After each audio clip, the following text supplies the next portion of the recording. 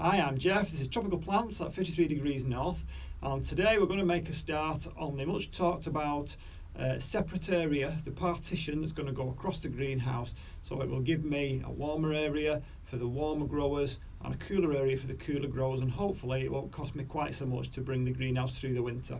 So let's get started.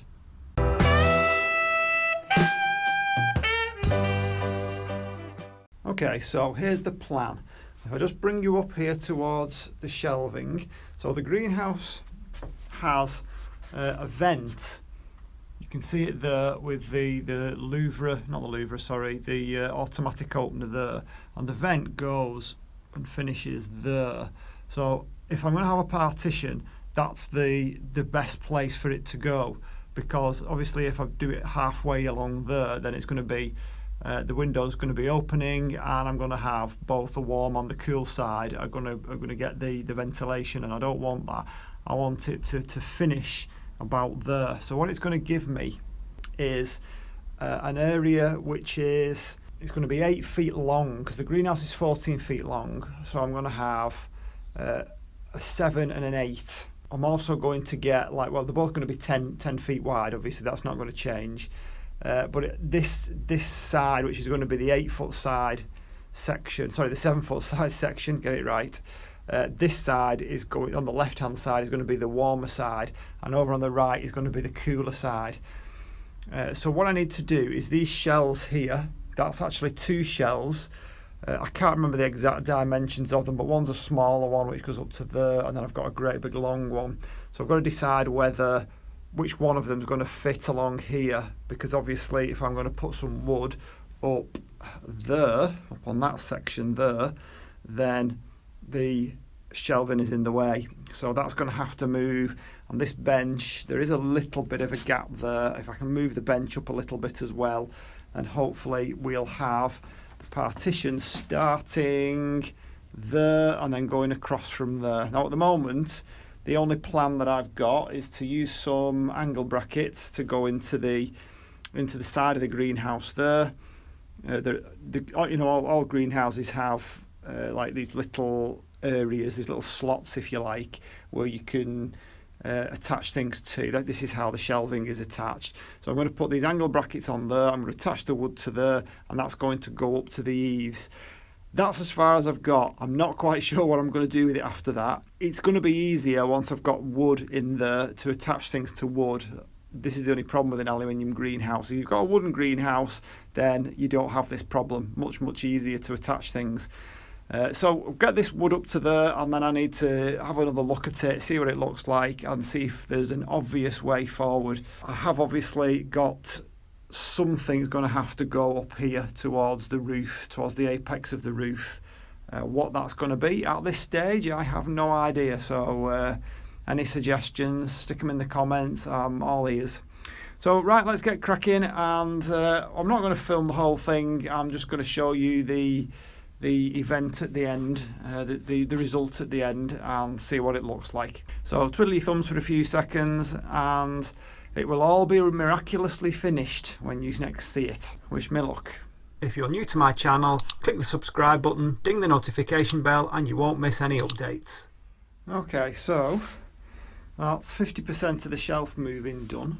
So what we've got now is we've got the longer of the shelves, it's just over 6 feet, on what will be the cool side of the greenhouse, and the smaller one on what will be the warmer side of the greenhouse. So you can see where the wood is going to go. It's just going to slot into there and go along down there. It's only in doing these things that you kind of see some of the other issues. It's certainly not going to solve everything, because what you see now is a bunch of ferns, which are cool growing ferns, and another one in the corner there, which are in what will be the warm side of the greenhouse. Now I know it's easy to say, well, move them over to the cool side, but it's not quite as simple as that. When things begins to get very, very packed as it is now, you know, I've not purchased these plants based on having what will be a 6 foot by 10 foot area and an 8 foot by 10 foot area with different temperatures. I've just bought them because I like the look of them. and because it was something I wanted to grow. So I can see as soon as I do get this warm side set up, it's just going to give me another different set of problems. At least it might be cheaper, but it's going to give me a different set of problems. How many of these over here are warm growers? I'm not really sure. Certainly all the cattleyas are going to be warm growers. Just looking around, plumeria, probably the phragmipedium, I'm not totally sure, but I guess it will be. So some of the big plants over here are warm growers. And again, something else that's going to cause problems is that the side over the far end there where the sink is tends to be warm early in the day, and then in the afternoon it's this side that gets very warm. In fact, in summer it gets very hot. So yeah, it's not as simple as it first appears. And I was talking to the vice president of our Orchid Society a couple of weeks ago, and he said, "Oh, everything's got to be intermediate." He said whether it's warm, whether it's cool, it's all got to chug along in, you know, an intermediate greenhouse. Even though he had 2 sections, he didn't actually use them. He used them in terms of he had plants in them, but he didn't keep one side warmer than the other. It just gets to, you know, you buy plants because you like them, don't you? Don't think, oh right, we'll have a space there in the cooler side, so I'll go and buy a cooler growing one, or a space in the warmer side. But I want to give it a go. Let's see. I think for me, there are certain plants that I do want to grow. There are certain warm growing nepenthes that I'd like to give a go to. So I'll if I can do something that I can rig up and, you know, it's not there permanently, it's easy to move, then I think that's going to be the best. It's all about experimentation, isn't it? And let's face it, that's what a hobby is.